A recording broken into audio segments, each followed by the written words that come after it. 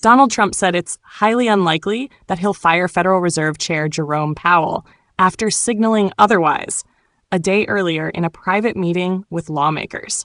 The mixed messages come as the administration has sought to build maximum pressure on the chair, whom Trump would very much like out of his job, even if he's reluctant to decree his termination. When asked if he has completely ruled out firing Powell, Trump told reporters in the Oval Office that he never rules anything out, but it was highly unlikely. But he offered an important caveat: unless he has to leave for fraud. Behind closed doors, the president has seemed more intent on axing the chair, who's been a frequent target of his ire, particularly for not lowering interest rates fast enough. In a meeting with lawmakers on Tuesday, Trump polled them about whether he should fire Powell.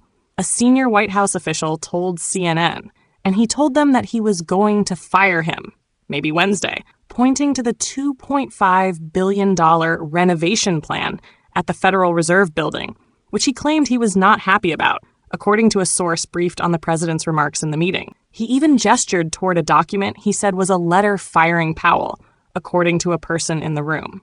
Another person familiar with the meeting said Trump appeared intent on getting rid of Powell and was enthused by the reception from the lawmakers who were encouraging him to fire the chair.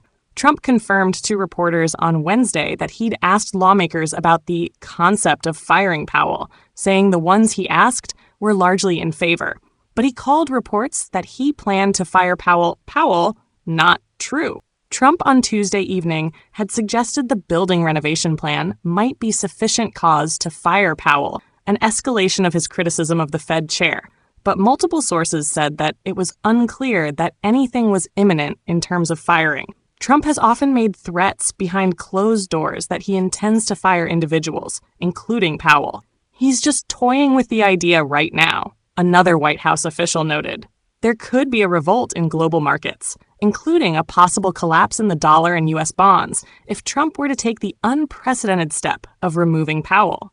On Wednesday morning, the U.S. dollar index, which measures the dollar's strength against 6 major foreign currencies, dropped as much as 0.8% after reports the president was moving closer in that direction. But after Trump's Oval Office remarks, the dollar index pared its losses and was down just 0.3% as of midday.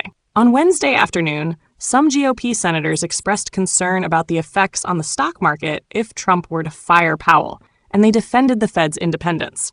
If you fire the chairman of the Federal Reserve, you will see the stock market crash, and you will see the bond market crash, Louisiana Senator John Kennedy said. If Powell unilaterally cut interest rates 300 basis points, 3% right now, you would see the bond market go into a fit, you would see interest rates rise dramatically, and it would have a huge impact on us borrowing money to fund the government. Senator Tom Tillis of North Carolina similarly said it would be a colossal mistake for Trump to fire Powell because it would send a shockwave around the world about the central bank's independence. So anybody out there in voterland who thinks that firing Jay Powell will change the policy outcomes for dual mandate, I don't think it will, he said, referring to the congressional requirement that the Fed both maximize employment and stabilize prices. What it will do is send a shockwave through the markets about maybe there is a real threat to the independence of the Fed, and I think that will create second and third order effects that none of us who track markets want to see, said Tillis, who serves on the finance and banking committees. As CNN reported last week, White House advisors have been engaged in a coordinated effort to dramatically ramp up the pressure on Powell in public statements and through bureaucratic moves designed to give Trump more leverage.